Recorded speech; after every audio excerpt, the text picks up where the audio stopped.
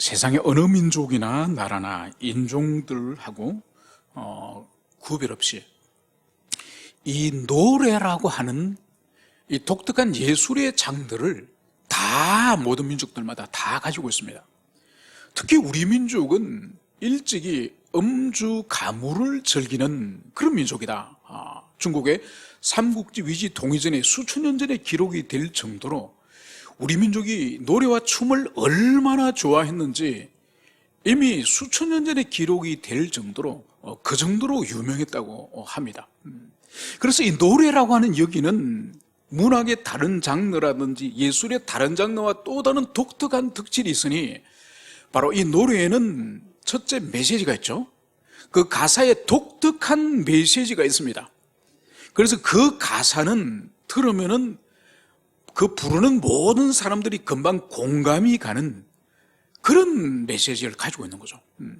그래서 오늘도 제가 운전을 하다가 신호등에 이렇게 차를 딱 세웠는데 옆에 있는 차가 이분은 연세는 모르겠는데 하여튼 군가가 막 이 도로에서 이 승용차에서 군가가 막 쿵짝 나오는 거예요. 그리고 들어보니까 그 군가가 저도 아는 그 군가예요. 그러니까 이 노래라고 해서 이 독특한 이 가사 메시지를 듣는 순간 그 노래를 아는 사람들에게 모두 공감할 수 있는 그 메시지가 확 전달이 됩니다.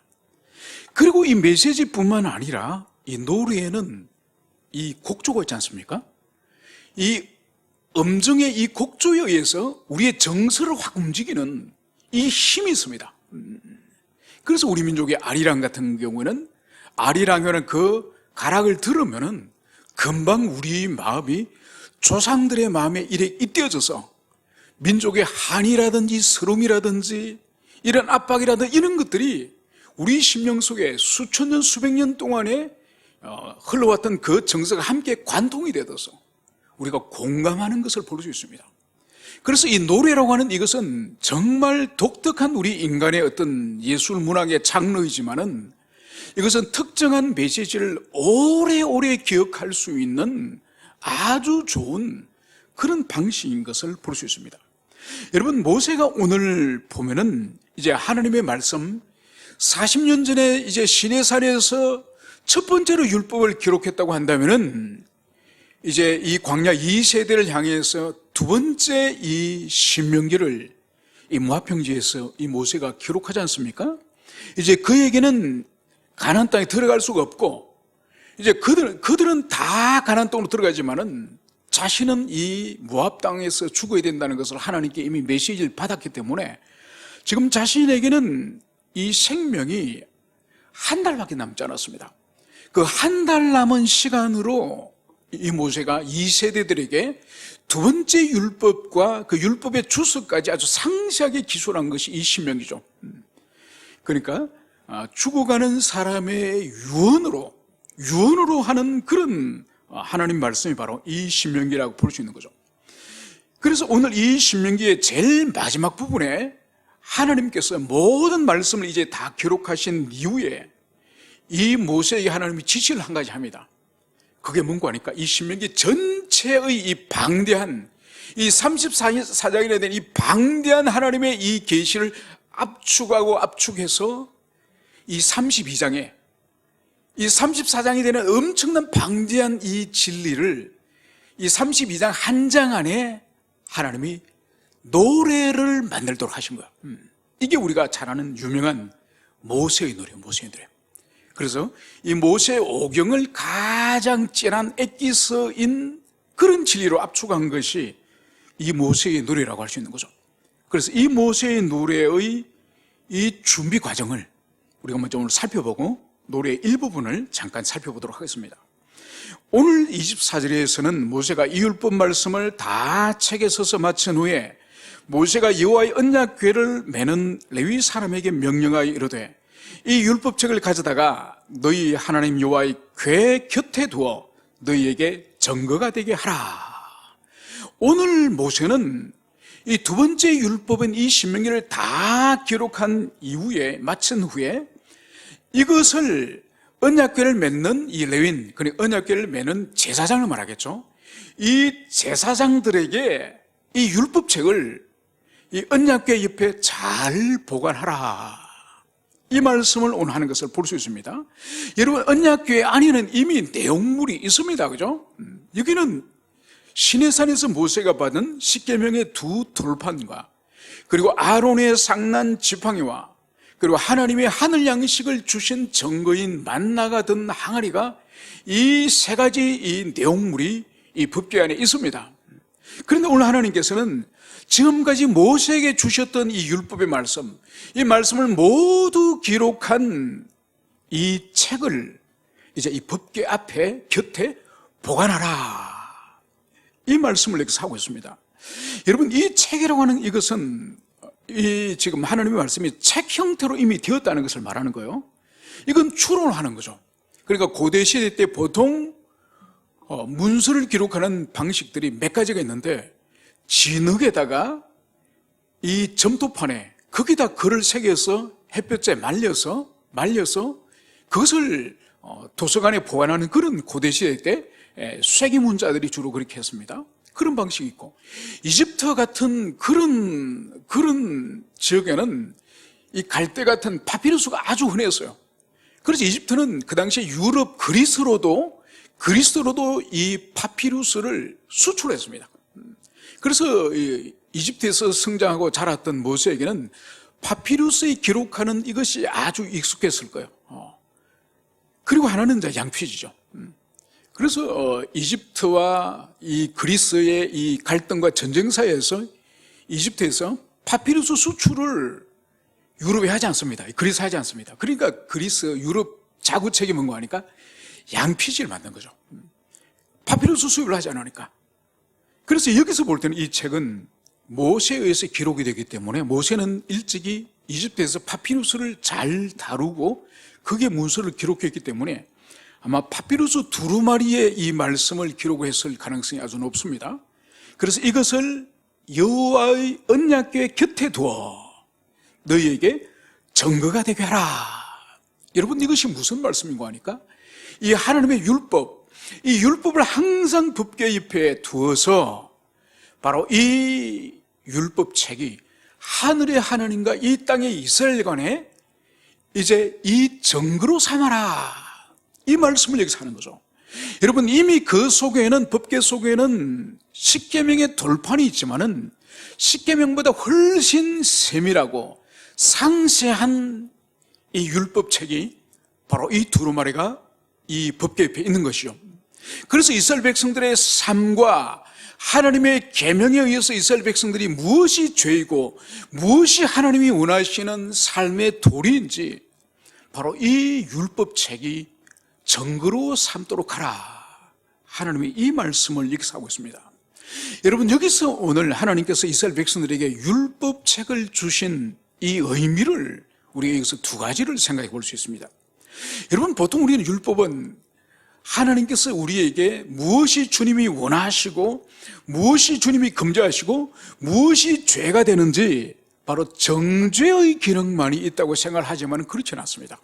그래서 율법의 첫 번째 기능은 하나님이 원하시는 뜻이 무엇인지를 우리가 정확히 알고 하나님이 원한 그 길을 가도록 하는, 그래서 순종의 길과 주님이 기뻐하시는 그 삶을 삶으로 말미암아서 우리로 하여금 바로 범죄하지 않고 순종의 길을 가게 하는 이 율법에 대한, 우리 삶에 대한 이 순종의 길을 가게 하는 이 예방의 기능을 합니다.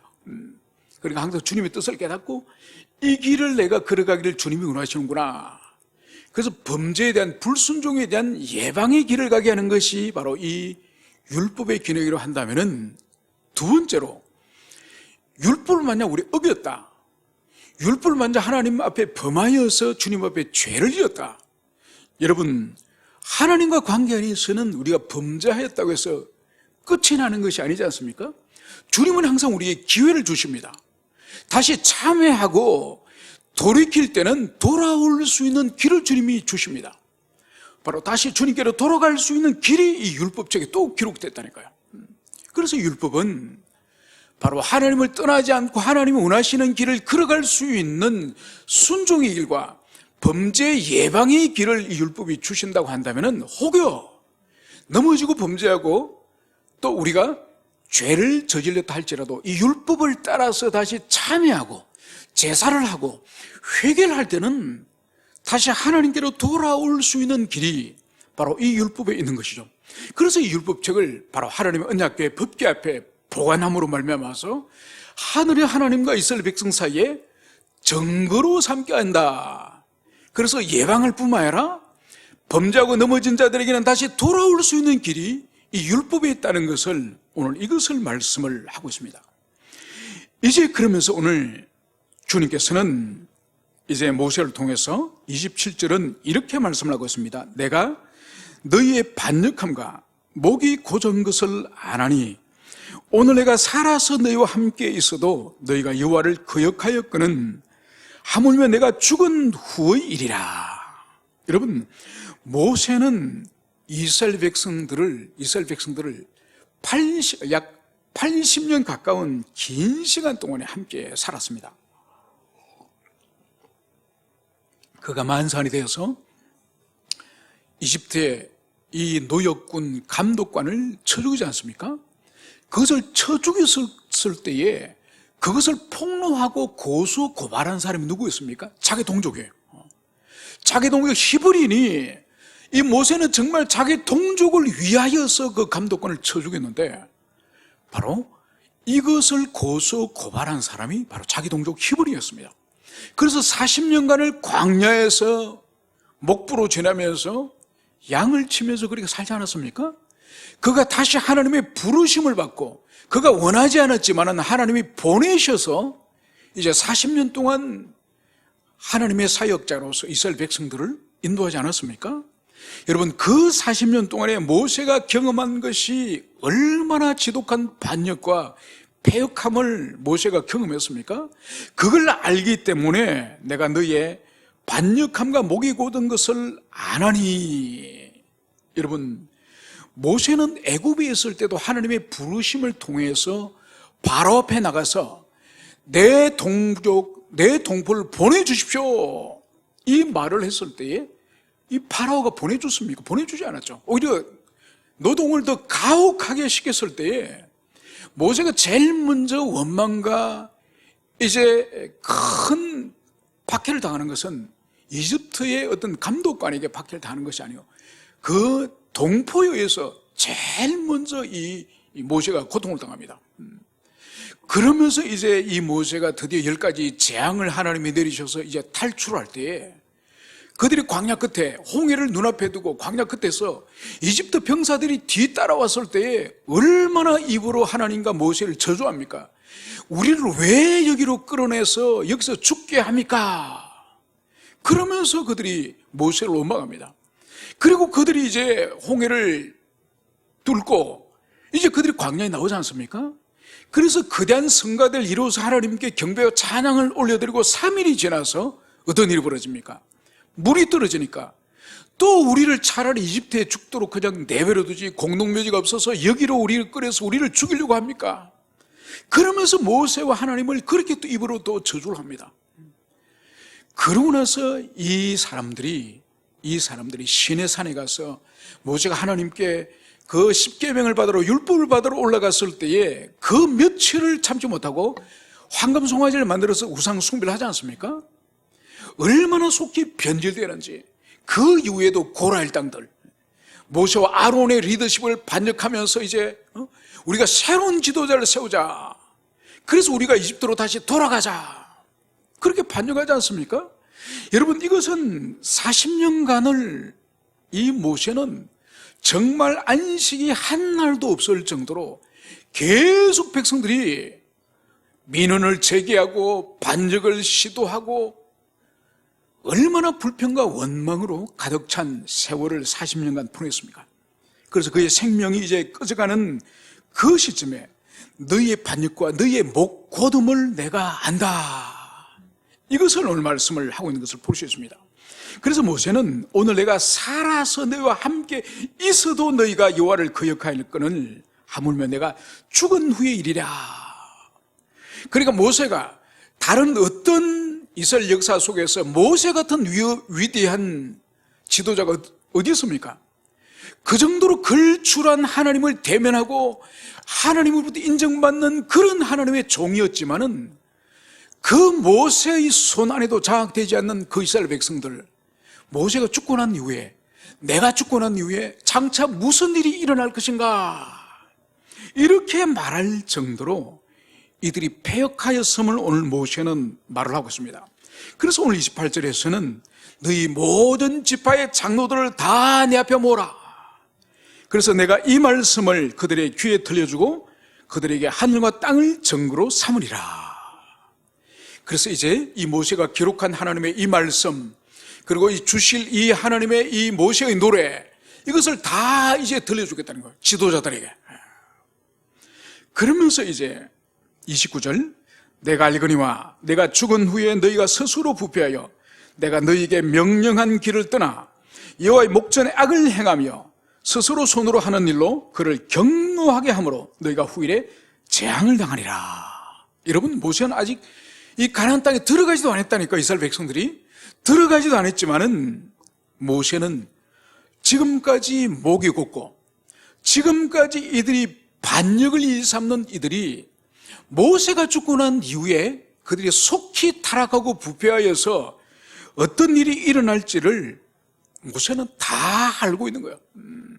그래서 29절에서 이제 너희가 스스로 부패하여 내가 너희에게 명령한 길을 떠나 여호와의 목전에서 악을 행하여 너희 손으로 하는 일로 하나님을 경노하게 함으로 너희가 후일에 재앙을 당하리라. 반드시 이들이 패역하고 반드시 배교적인 길을 걸어가고 또 하나님은 당신의 공의로운 성품에 의해서 반드시 징계하시고 심판하시니 바로 너희들이 그 재앙을 피할 수가 없다. 이 말씀을 여기서 하고 있습니다. 여러분, 이 마지막까지 이 모세의 마음에서 느껴지는 것이 뭡니까? 바로 자신의 후손들이 장차 당하게 될 이 배교와 배신, 우상 숭배의 결과로 하나님 아버지께 당하는 이 끔찍한 이 재앙을 이제 모세가 알고 있기 때문에 어찌하든지 간에 이들을 경고하고 이들을 책망하고 이들을 달래고 얼러서 이들로 하여금 그릇된 길로 가지 않도록 하는 것이 이 모세의 간절한 마음인 것을 여기서 우리가 볼 수 있습니다. 그래서 오늘 30절 마지막에 보면은 모세가 이스라엘 총회에 이 노래의 말씀을 끝까지 읽어 드리니라. 그래서 이 지도자들 모든 백성들을 모아놓고 이제 모세의 노래, 바로 그 위대한 이 모세의 노래를 통하여서 이제 하나님의 말씀을 이들에게 전하는 것을 볼 수 있습니다. 오늘 우리가 살펴볼 것은 오늘 전체를 다 살펴볼 수는 없고 모세의 노래 1절부터 6절까지만 살펴보도록 하겠습니다. 하늘의 길을 기울이라 내가 말이라 땅은 내 입의 말을 들을지어다. 오늘 모세는 오늘 하늘이여 땅, 하늘과 땅을 이제 이 모세가 지금 선포하는 이 모세의 노래, 이 노래를 듣고 이 노래를 귀를 기울이라, 이 말씀을 여기서 하고 있습니다. 여러분, 하늘과 땅이 귀가 있습니까? 하늘과 땅이 하나님의 말씀을 들을 수가 있습니까? 여러분, 들을 수가 없죠. 비인격적인 존재죠. 그렇지만은 이 히브리인들, 이 사람들과 이 문화에는 최고의 정인으로 삼는 것이 뭔가 하니까 하나님이 지으신 하늘과 땅이요. 그러니까 하늘과 땅이 최고의 정인이 되는 거죠. 왜냐하면 사람들도 정인으로 세울 수가 있지만은 우리가 알다시피 인간이라고 하는 것은 얼마나 변덕이 심합니까? 얼마나 가변적입니까? 얼마나 조변석계적인 존재가 인간이지 않습니까? 거기에 비하여서 바로 하늘과 땅, 즉 주님이 지으신 이 만물은 변하지가 않습니다. 하늘과 땅은 시간이 지난다고 해서 변하지가 않습니다. 그래서 오늘 바로 이 하나님의 이 약속의 이 말씀, 이 약속의 말씀에 대해서 사람을 정인으로 삼는 것이 아니라 불변하는 하늘과 땅을 향해서 이 주님의 말씀을 귀를 기울이고 이 말씀의 정인이 되어라, 이 말씀을 하는 것을 여기서 볼 수가 있습니다. 그러면서 오늘 이 하나님의 이 교훈, 하나님의 이 말씀을 오늘 이렇게 비유를 하고 있습니다. 비처럼 내리고 이슬처럼 맺히나니 연한 풀 위에 가는 비 같고 채소 위에 단비 같도다. 여러분, 여기서 오늘 이 하나님의 교훈, 하나님의 이 말씀을 네 가지로 지금 비유를 하고 있죠. 비처럼, 그리고 이슬처럼, 그리고 가는 비, 단비. 여러분, 이 공통점이 뭔가요? 이 공통점이 물이죠. 하늘에서 비가 내리거나 단비가 내리거나 가는비가 내리거나 이슬이 내리거나 이 공통점이 비입니다. 비, 물입니다. 물. 여러분, 우리는 이 팔레스타인에 비해서 하늘에 비도 자주 내리고 그리고 땅도 웬만한 낮은 곳에 깊이 파면은 물이 납니다. 그래서 물이 그렇게 귀하다고 생각하지 않습니다. 그런데 팔레스타인은 전혀 다르죠. 그리고 아예 땅을 어디를 파더라도 물이 나오지 않아요. 오아시스가 있는 곳에만 물이 나오지, 물이 아예 나오지 않아요. 그리고 하늘에 떨어지는 빗물도 마찬가지입니다. 건기와 우기가 분명해요. 그리고 1년의 절반 이상이 건기예요. 그리고 우기철에만 비가 내려요. 그래서 여기서 말씀하고 있는 바로 하나님의 말씀과 하나님의 교훈이 비처럼, 이슬처럼, 단비처럼, 그리고 이 가는비처럼, 이것이 팔레스타인에서는 생명과 얼마나 직결되는지, 이 비가 없고 이슬이 없으면 모든 생명체들이 다 죽는 것이요. 여러분, 특히 여기서 우리가 볼 것은 우기 때 비가 내리지만은 1년의 절반 이상이 되는 건기가 되면 비가 내리지 않습니까? 여러분, 비가 안 내릴 때 양들이라든지 염소라든지 가축들이 어떻게 들판에서 물을 마시며 그리고 들판의 채소들이 어떻게 살아가겠습니까? 바로 이슬이 이슬. 양이나 염소들이 들판에 이른 아침에 나가면은 이 밤사이 내린 이슬의 그 물기를 먹고 이 가축과 짐승들이 살아가는 거예요. 그리고 채소도 마찬가지예요. 이 채소밭에도 밤사이 내린 이슬에 의해서 이 채소들이, 이 풀들이 생존을 유지하는 거죠. 그러니까 오히려 이스라엘 백성들에게는 이 비는 아주 예외적이고 아주 특별한 이 우기 때만 내리는 것이지만은 이 이슬은 항상 내리는 거예요. 항상 내리는 거예요. 그렇지만은 양은 비처럼 그렇게 내리지 않아요. 꾸준히 항상 내리지만은 항상 풀 잎에 적실 정도의 그 정도의 이슬만 내려주는 거죠. 그래서 이스라엘 사람들에게는, 이 히브리인들에게는 오히려 비보다 생명을 유지하는 데 있어서는 이 이슬이 훨씬 더 그들에게 치명적인 영향을 미친다는 것을, 그것은 알 수 있습니다. 그래서 이 구약 성경에 보면은 비와 이슬이 기록이 될 때는 우리 성경에서는 보통 비와 이슬 이렇게 기록을 하고 있지만은 히브리 성경을 보면은 이슬이 먼저 등장하고 비가 그 다음에 등장하는 것을 볼 수 있습니다. 그 정도로 이슬이 얼마나 그들의 생존과 생명에서 중요한지 그것을 말씀하고 있는 거죠. 오늘 모세가 하나님의 이 교훈의 말씀, 이 말씀이 얼마나 중요한지 바로 팔레스타인에서는 생존과 직결되어지는 바로 비와 같고 이슬과 같다, 이 말씀을 여기서 하고 있습니다. 여러분, 이것은 나중에 가면은 이 모세의 노래 가운데서 하나님의 이 노래, 모세의 이 노래를 깨닫고 배우고 실천하는 것을, 그것이 바로 너희의 생명이다, 이 말씀을 하죠. 여기서는 지금 이슬이다, 비라고 말씀하고 있지만은 다른 뒷부분에 가면은 아예 이 하나님의 이 말씀을 지키는 것이 너희들의 생명 자체다, 이 말씀을 주님이 하시는 거죠. 그러면서 오늘 모세는 또 이렇게 이어서 노래를 하고 있습니다. 내가 여호와 이름을 전파하리니 너희는 우리 하나님께 위엄을 돌릴지어다.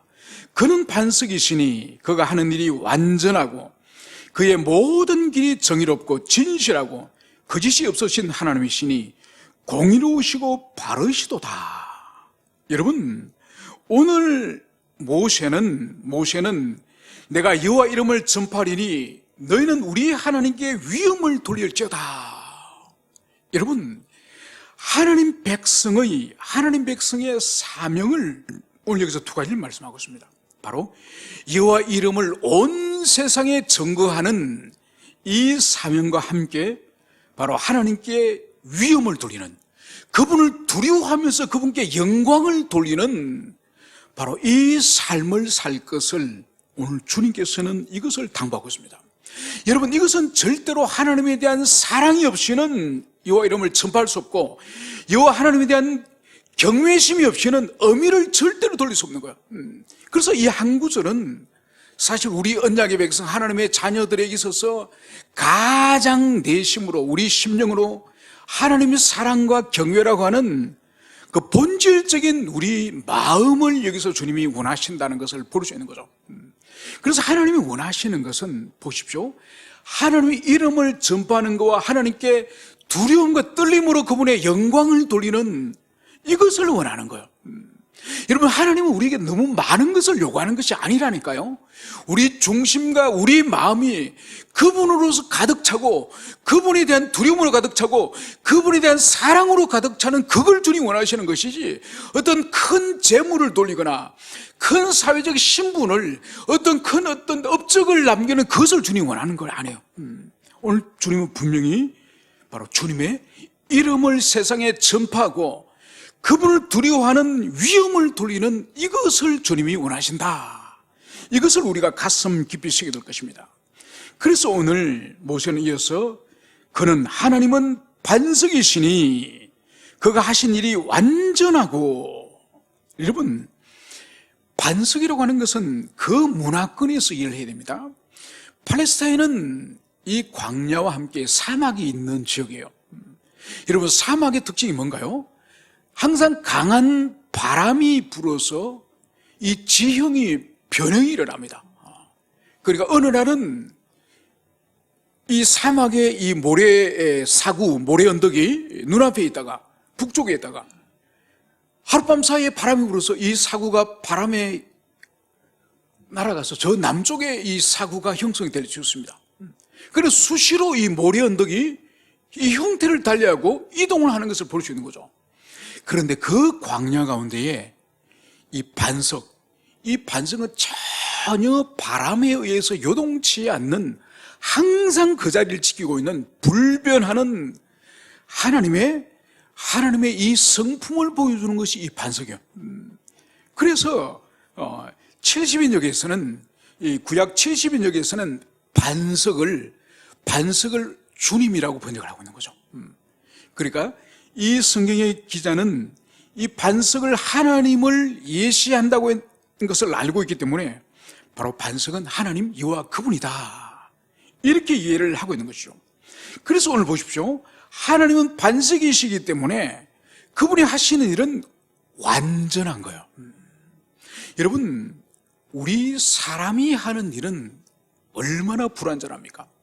우리가 완벽하게 어떤 일을 잘 처리하고 일을 했더라도 여러분, 하자가 생기지 않습니까? 그래서 건축을 해가지고 준공식을 하고 시 당국에 다 이렇게 사용 허가를 받지만은 그 계약 가운데에 이 하자보수 기간이라는 게 있습니다. 5년 안에 만약 이 건물에 하자가 발생하면은 건축주가 그 비용을 모두 들여서 하자를 보수하는 그런 계약이 있습니다. 여러분, 인간은 아무리 완벽하게 무언가를 만들더라도 항상 하자가 발생해요. 그런데 우리 하나님은 어떤 분이시라고요? 바로 하신 일이 완전하고, 그분에게 있어서는 하자가 전혀 없는 완전함을 여기서 말씀하고 있습니다.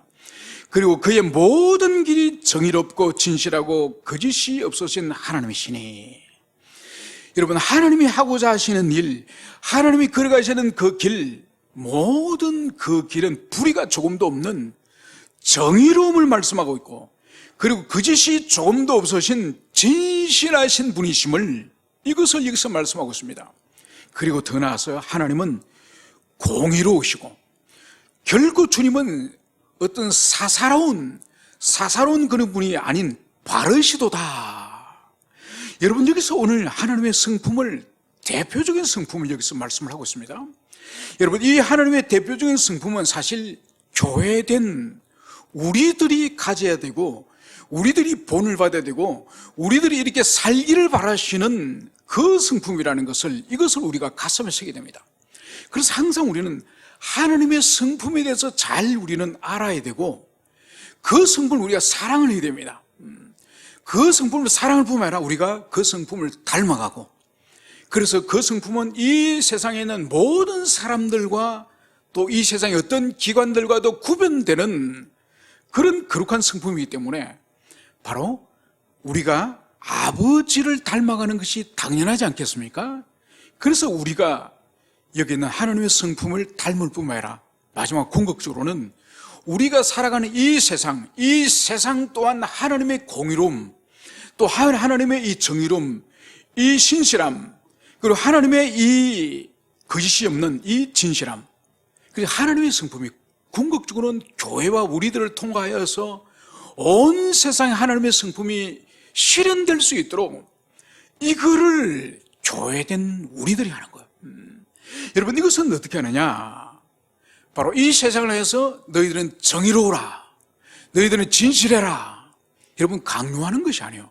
강요하는 것이 아닌 바로 우리 아버지이시고 또 머리이신 우리 주님의 지체인 우리가 먼저 우리 주님을 닮고 아버지를 닮고, 그래서 우리가 진실하고 우리가 정의롭고 우리가 참된 이런 삶을 살 때 이 영향력이 온 세상에 확산될 수 있도록 바로 이것을 교회된 우리, 하나님의 언약 백성 된 우리들이 먼저 해야 될 것임을, 이것을 우리가 가슴 깊이 새게 될 것입니다. 그러면서 오늘 하나님께서는 그러지 못하는 이스라엘을 이렇게 말씀하십니다. 그들이 여호와를 향하여 악을 행하니 하나님의 자녀가 아니요 흠이 있고 삐뚤어진 세대로다.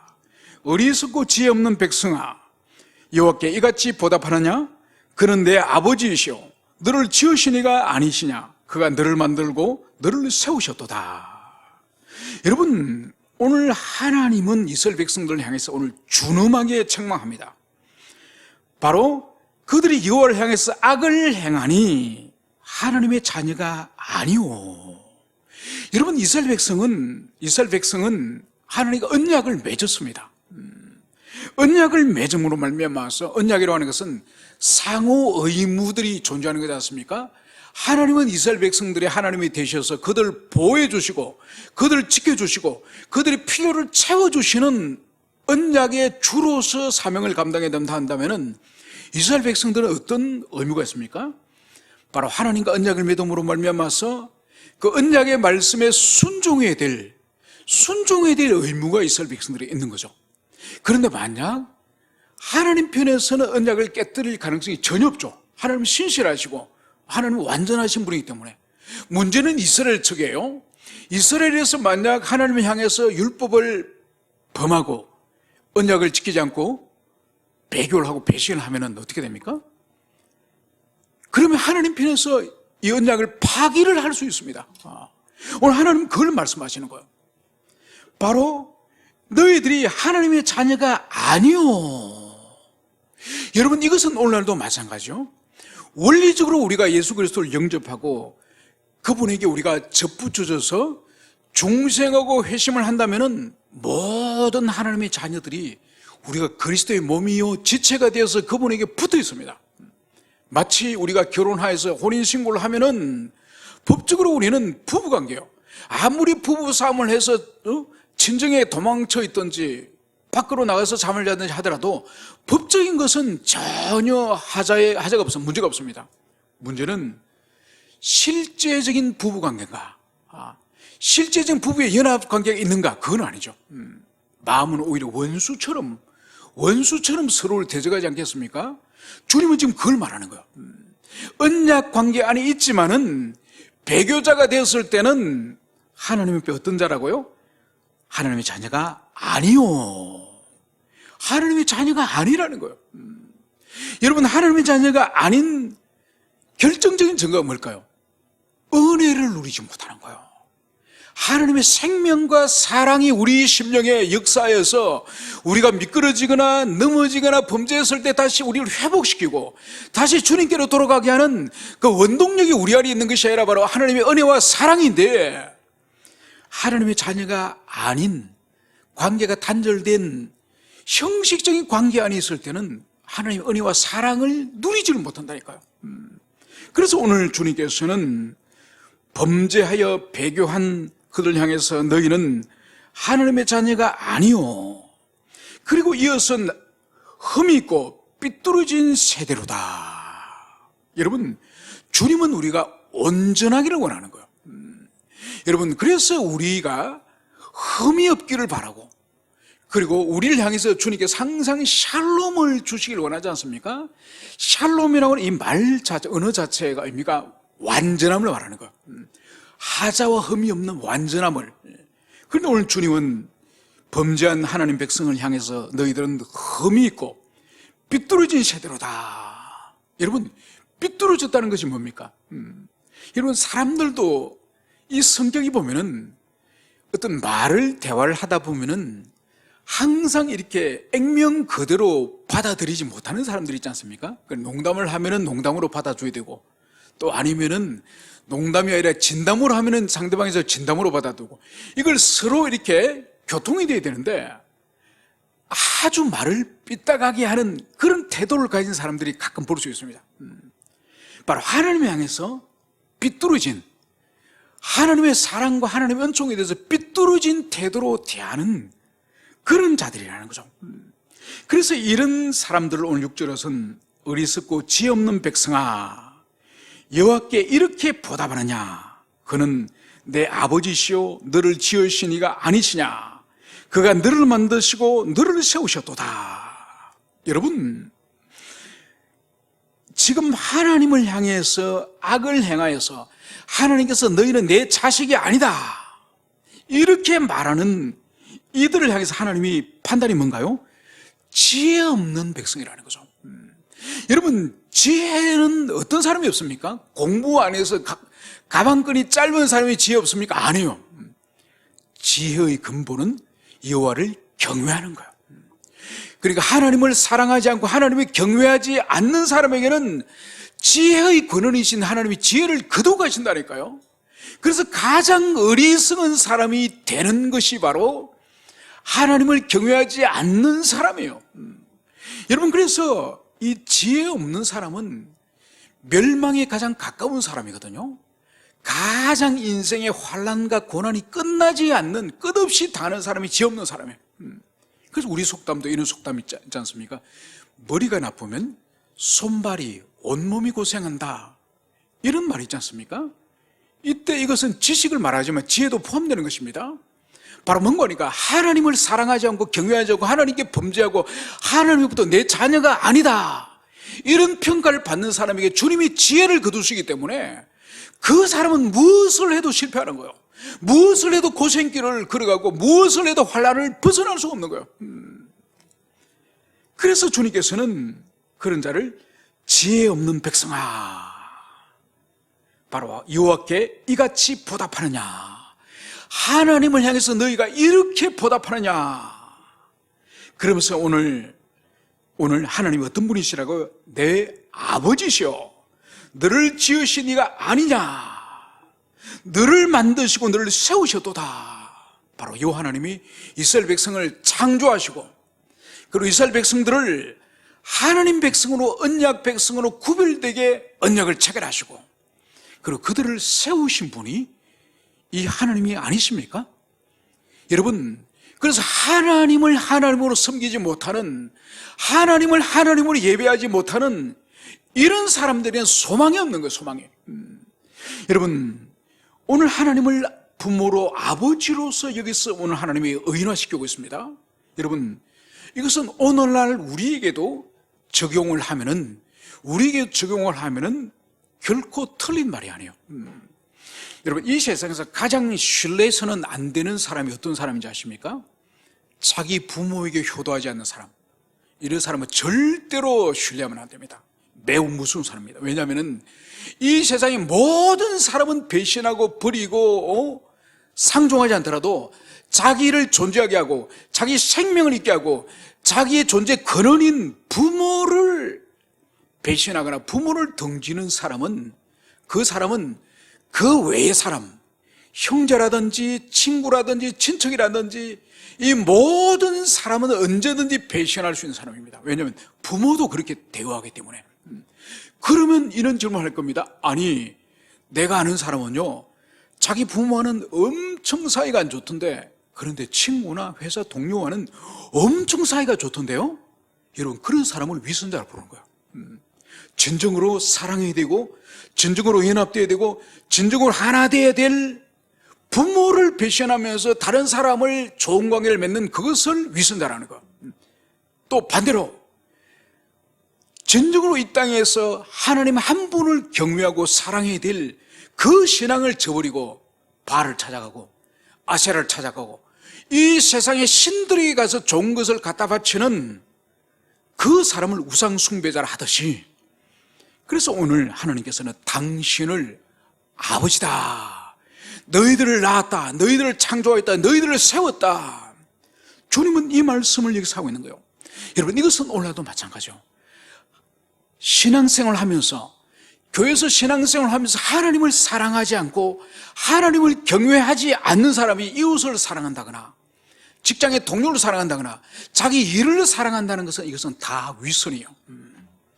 이제 우리는 오늘 이 모세의 노래의 서두에서 분명히 말씀하고 있는 것처럼 우리가 하나님을 얼마나 사랑하고 그분을 경외해야 되는지, 이것을 주님께서 모세를 통해서 우리 가슴에 오늘 새기신 것을 여러분들이 기억하시기를 축원합니다. 함께 우리 기도하시겠습니다.